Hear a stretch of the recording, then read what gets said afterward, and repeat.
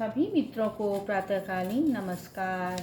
मेरे YouTube channel सृजन सानिध्य में आप सभी का स्वागत है। आइए आगे की कथा का वर्णन सुनते हैं।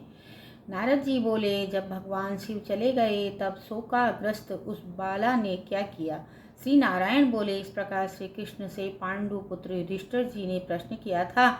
मैं तुमसे उनका संवाद कहता हूँ, सुनिए। श्री कृष्ण जी बोले, जब शिव जी चले गए तब हे राजन, उस बाला का तेज नष्ट हो गया। इससे वह बहुत डर गई और एवं ऊंची ऊंची श्वास चलने लगी और आंखों से आंसू गिरने लगे। उस तपस्विनी बालिका के हृदय में अग्नि सी जलने लगी, अंग प्रत्यंग में धड़कन सी होने लगी। अग्नि से जले पत्तों वाली बेल के समान वह झुलस गई। इस प्रकार कष्ट सहते सहते भगवान ने इसकी मृत्यु कर दी। सर्प जिस प्रकार बिल से निकलते हैं चूहे को पकड़कर निकल जाता है, उसी प्रकार उस तपस्विनी बाला को बलवान काल ने अपने वश में कर लिया। उसी समय धार्मिक राजा यज्ञसेन द्रुप यज्ञ की बहुत सी सामग्री एकत्रित कर यज्ञ कर रहे थे। उन्हीं यज्ञ से यज्ञ करते हुए यज्ञ कुंड से वही बाला सोने की कांति वाली प्रकट हुई, जो कि हे राजन द्रौपदी नाम से विख्यात हुई। जिस द्रुपद कन्या को मत्स्य वेद करके स्वयं मैं अनेक राजाओं भीष्म कणादि को निस्तेज करके अर्जुन ने प्राप्त किया था। कानों में शूल के समान असत्य वचन कहते हुए दुष्ट दुशासन ने जिसे चुटिया पकड़कर खींचा था, हे राजन, उस समय मैंने उसकी ओर ध्यान नहीं दिया, क्योंकि इसने पुरुषोत्तम मास की अवहेलना की थी।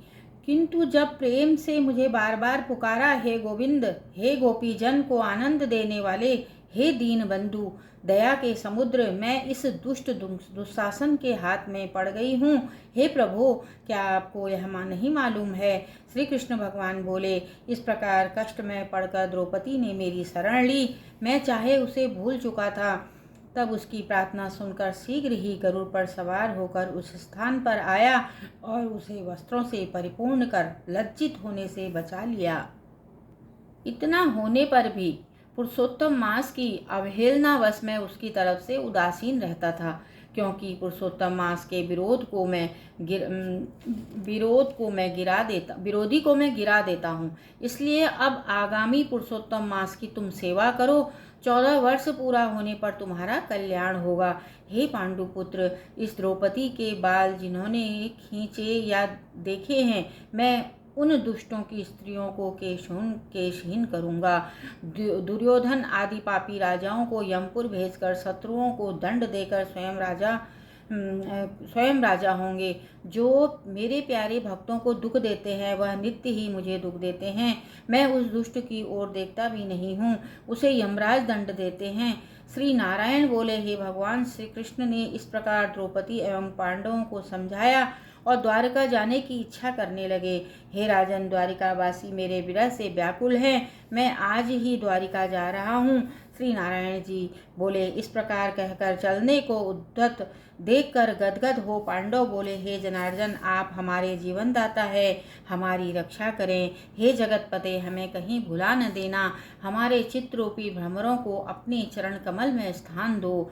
वही हमारा जीवन है, आप ही हमारे आश्रय हैं। पांडुपुत्रों के सामने भगवान श्री कृष्ण प्रेम से भरे हुए रथ में धीरे धीरे बैठ गए और इस तरह पांडुपुत्र कुछ दूर उनके पीछे चले। श्री कृष्ण ने कुछ दूर जाने पर उन्हें लौटा दिया और आप द्वारका चले गए। श्री नारायण बोले, श्री कृष्ण के द्वारका चले जाने पर राजा युधिष्ठिर तपस्या करते हुए तीर्थों में विचरने लगे। हे ब्राह्मण,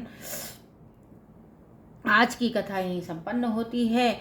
श्रीमन्नारायण नारायण नारायण, श्रीमन्नारायण नारायण नारायण, श्रीमन्नारायण नारायण नारायण, श्रीमन्नारायण नारायण नारायण। जय जय श्री कृष्ण।